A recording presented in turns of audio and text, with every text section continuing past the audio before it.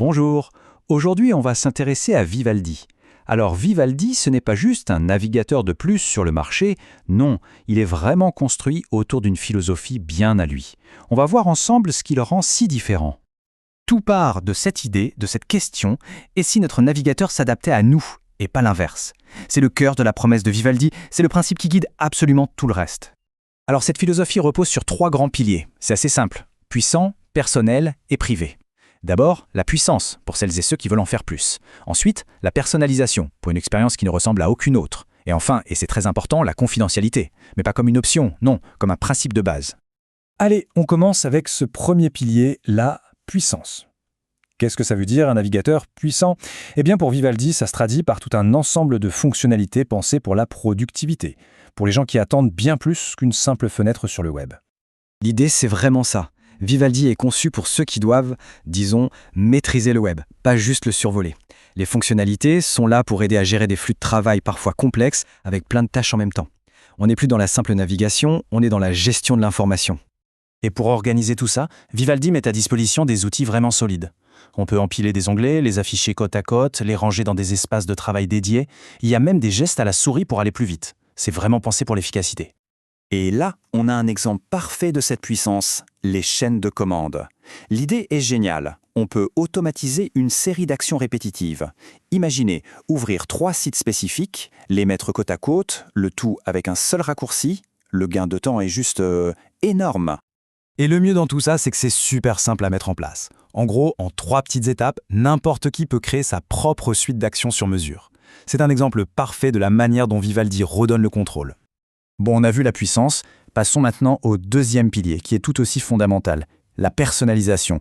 Et là, on parle d'un niveau de contrôle sur l'apparence et le comportement du navigateur qui est quasi unique sur le marché. Le slogan, c'est « Votre navigateur, vos règles ». Et c'est exactement ça. Que l'on veuille un look très épuré ou au contraire une interface super dense avec plein d'infos, c'est à chacun de choisir. Chaque élément peut être ajusté pour coller parfaitement à sa propre façon de travailler. Et quand on dit personnalisation, ça va vraiment loin. Bien sûr, on peut changer les couleurs, mais on peut aussi déplacer la barre d'onglet où on veut, la barre d'adresse aussi. On peut créer ses propres raccourcis pour quasiment n'importe quelle action. Le navigateur devient une sorte d'extension de soi-même. Allez, on termine avec le 3e et dernier pilier, la confidentialité. Et ça, pour Vivaldi, ce n'est pas négociable.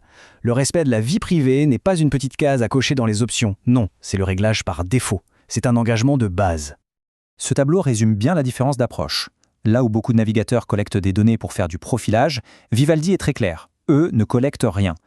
La synchronisation des données, par exemple, est chiffrée de bout en bout. Ça veut dire que même Vivaldi ne peut pas lire ce qu'il y a dedans. Et pour que tout ça soit concret, Vivaldi intègre directement les outils qu'il faut. Pas besoin d'aller chercher des extensions pour bloquer les pubs et les trackers, c'est déjà dedans. Ils ont même leur propre outil de traduction hébergé sur leur serveur pour ne pas envoyer les textes à des services tiers. Alors, quand on met tout ça bout à bout, la puissance, la personnalisation et la confidentialité, qu'est-ce qu'on obtient? Eh bien, plus qu'un simple navigateur, on a une véritable suite d'outils, tous conçus avec la même philosophie.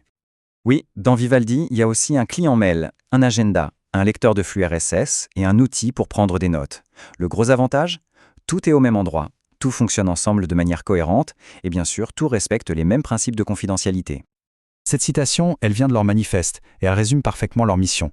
On comprend que le but n'est pas juste de faire un produit, mais de défendre une certaine vision du web, une vision plus ouverte et plus respectueuse des gens qui l'utilisent.